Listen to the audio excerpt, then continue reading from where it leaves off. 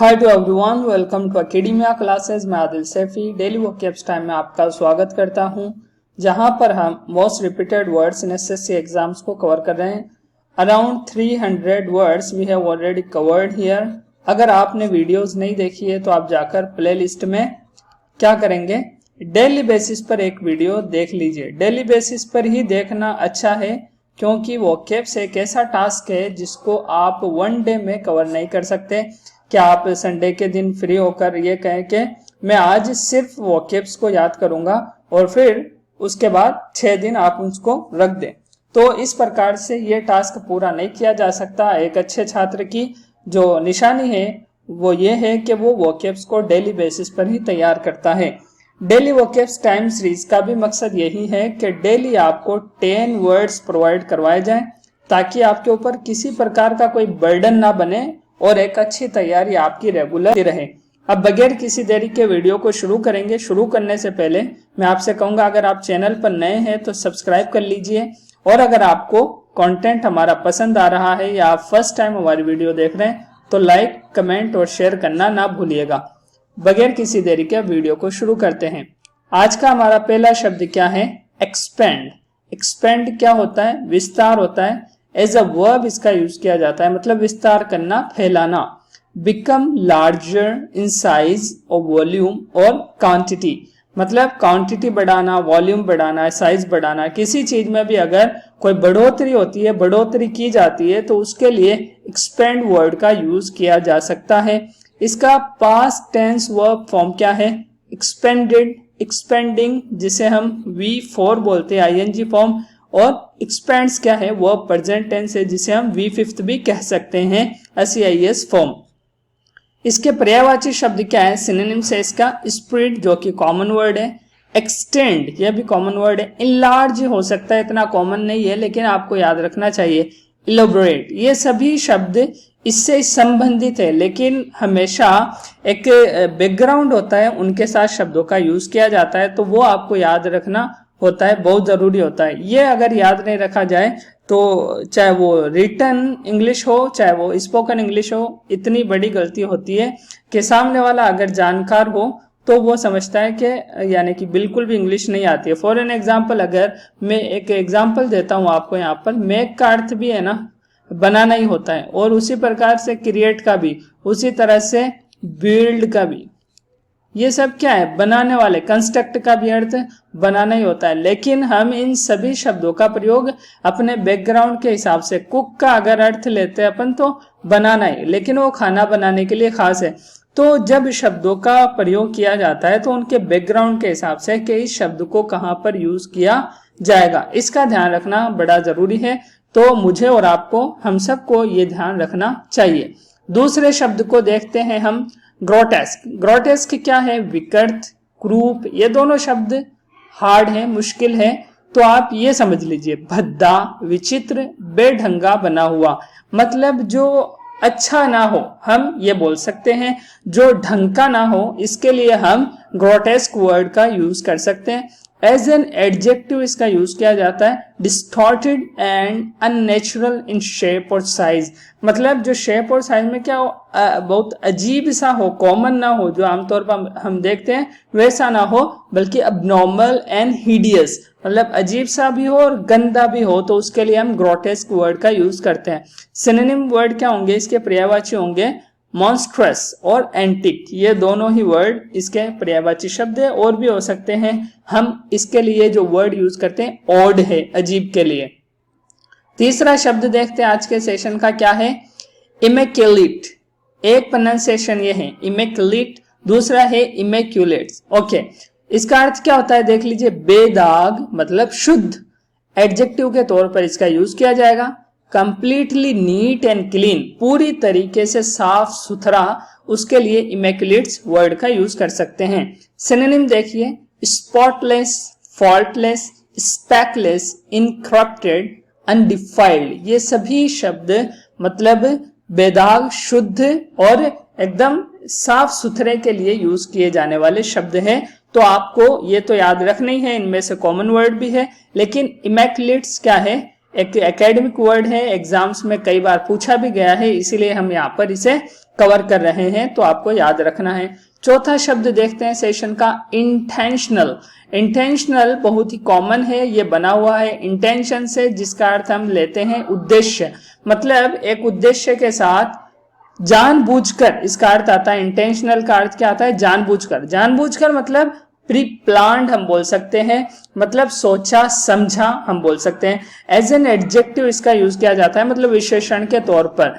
Characterised bye conscious design और purpose, मतलब कोई चीज करने के लिए ऑलरेडी यानी क्या हो, प्लान हो, कोई यानी दिमाग में एक चित्र पहले से मौजूद हो, उसके बाद कोई काम किया जाए तो उसे इंटेंशनल एक्टिविटी कहा जाएगा। मतलब एक्सीडेंटल होता है, जिसमें क्या होता है यानी कि चित्र जो होता है उसमें के अंदर कोई प्लान नहीं रहता है, कोई मतलब एक स्ट्रक्चर, एक खाका पहले से बना हुआ नहीं रहता है, इसीलिए हम उसे एक्सीडेंटल बोलते हैं। सिनोनिम डेलिब्रेट, ये बहुत अच्छा शब्द है, आपको याद रखना चाहिए, न्यूज़पेपर में यूज किया जाता है।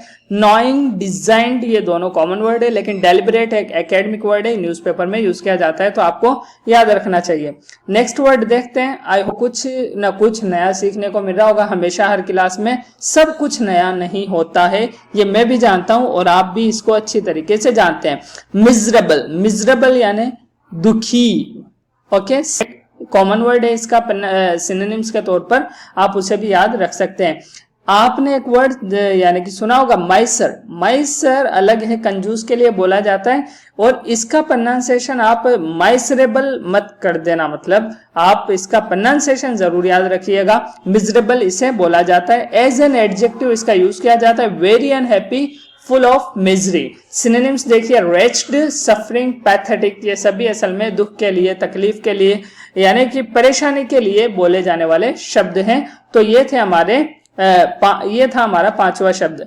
छठा शब्द देखते हैं हम, ओवर्ट। ओवर्ट क्या है, प्रत्यक्ष। आसान वर्ड क्या है, खुल्लम खुल्ला।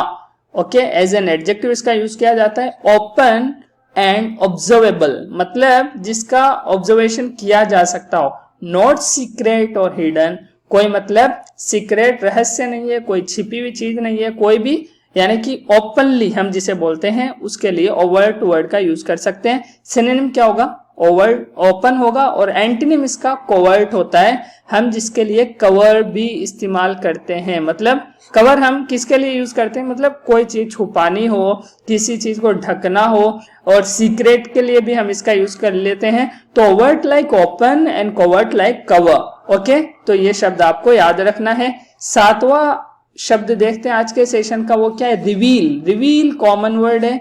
रिवील देखिए दोनों तरीके से, रिवील और रिवील दोनों तरीके से आप इसका प्रोनाउंसिएशन कर सकते हैं, उच्चारण कर सकते हैं। As a verb, as a noun, दोनों प्रकार से इसका यूज किया जा सकता है। Make known to the public, मतलब पब्लिक के सामने लेकर आना इंफॉर्मेशन, एक ऐसी सूचना that was previously known only to a few people, जो कि पहले सिर्फ कुछ लोगों को ही मालूम थी या कुछ लोगों के पास थी, और या that was mean to be kept secret, या फिर जिसे सीक्रेट रखा गया था उसको लोगों के सामने लेकर आना, पब्लिकली ओपन कर देना, उसके लिए हम रिवील वर्ड का यूज करते हैं।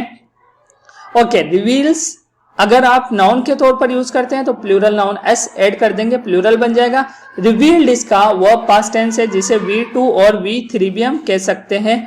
Okay, revealing verb present participle जो कि V4 है, रिवील्स वर्ब प्रेजेंट टेंस जिसे V5 हम कह सकते हैं। सिनोनिम्स देखिए आप, bring out, unveil. Bring out असल में होता है किसी चीज को पब्लिश करना, लेकर आना, लोगों के सामने लेकर आना, इसके लिए हम ब्रिंग आउट वर्ड का यूज करते हैं। अनवेल, वेल बोलते हैं असल में किसी चीज को छिपाना, इसीलिए मतलब जो पर्दा करती है औरतें, यानी कि अपने चेहरे को ढांपती है, और जो जिस चीज का यूज करती है वो उसके लिए भी वेल का यूज किया जाता है।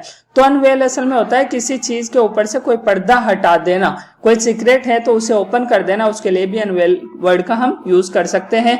तो ये था हमारा सातवां शब्द। अब हम चलते हैं आठवें शब्द की तरफ। आठवां शब्द क्या है हमारा, स्पार्स। स्पार्स यानी विरल। एज एन एडजेक्टिव इसका यूज किया जाता है। नॉट डेंस, मतलब भरा हुआ नहीं। डेंस फॉरेस्ट बोला जाता है उन जंगलों को जहां पर बहुत ही ज्यादा क्या होते हैं, पेड़ पौधे होते हैं, मतलब इतने होते हैं कि वो घना जंगल हम उसे कह सकते हैं। तो जो घना नहीं हो उसके लिए हम स्पार्स वर्ड का यूज करते हैं। स्पार्स इसका कॉम्परेटिव डिग्री फॉर्म है और स्पार्सिस्ट क्या है, सुपरलेटिव डिग्री इसका फॉर्म है। इसका जो सिनोनिम है वो क्या है, थिन, मतलब जो पतला हो, जो बहुत ज्यादा मोटा ना हो, घना ना हो, उसके लिए आप स्पार्स वर्ड का यूज कर सकते हैं। याद रखना है आपको, नॉट डेंस, घना ना हो, मोटा ना हो, इसके लिए इस वर्ड का यूज किया जाता है। अब हम देखते हैं आज के सेशन का 9वां शब्द, जो कि सेकंड लास्ट वर्ड होगा हमारा। क्या है, स्कैंडर। स्कैंडर बोलते हैं फिजूल खर्ची, धन लुटाना।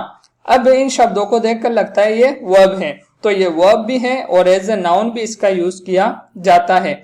स्पेंड एक्स्ट्रावेगेंटली, मतलब बहुत ही दिल खोलकर खर्च करना, बहुत ही ज्यादा खर्च करना। तो उसके लिए हम क्या शब्द का यूज करेंगे, स्कैंडर का भी यूज कर सकते हैं। इससे संबंधित कई शब्द हमारे वोकैब सेशन में ऑलरेडी आ चुके हैं। आप उन्हें प्लेलिस्ट में जाकर वो वीडियोस देखेंगे तो आप उन सभी शब्दों को भी जान लेंगे। अब देखिए, अगर आप एज अ नाउन इसका यूज करते हैं तो प्लूरल फॉर्म क्या आएगी इसकी, स्कैंडर्ड्स आएगी, एस ऐड कर देंगे आप। और अगर आप एज अ वर्ब इसका यूज करते हैं तो स्कैंडर्ड वर्ब पास्ट टेंस, जिसे आप V2 और V3 बोल सकते हैं।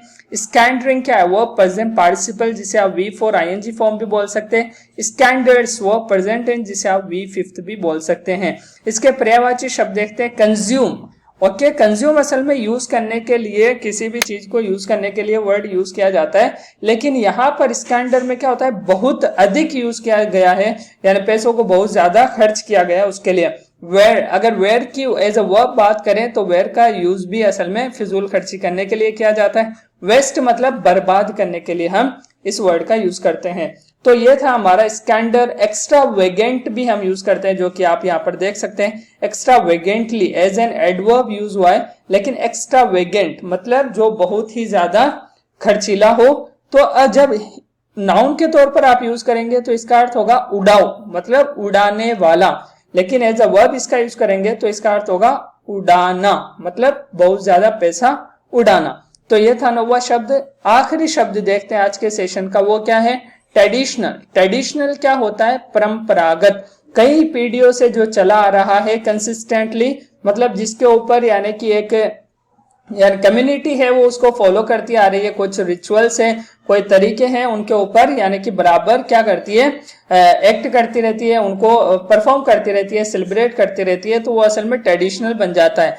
एज एन एडजेक्टिव इसका यूज किया जाता है, मतलब विशेषण के तौर पर, कंसिस्टिंग ऑफ और ड्राइव्ड फ्रॉम ट्रेडिशन, मतलब जो ट्रेडिशन से लिया गया उसके लिए हम ट्रेडिशनल वर्ड यूज करते हैं।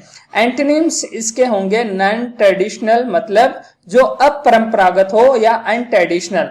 इसके लिए सिनोनिम वर्ड यूज नहीं किया गया है, क्योंकि कुछ शब्द ऐसे होते हैं जिनका यानी कि अर्थ कोई दूसरे शब्द व्यक्त नहीं कर सकते। हर शब्द का पर्यायवाची और विलोम शब्द नहीं होता है, ये बात भी आपको एज अ फैक्ट याद रखनी चाहिए। तो यहाँ पर होते हैं हमारे 10 शब्द।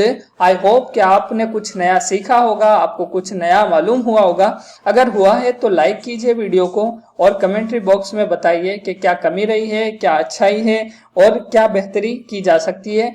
फ्रेंड सर्कल में जरूर शेयर कीजिए ताकि उनकी भी बेहतर तैयारी हो। चैनल पर अगर नए हैं तो सब्सक्राइब करना ना भूलिएगा। अगली वीडियो में हम फिर मिलेंगे 10 शब्दों के साथ, तब तक के लिए अलविदा।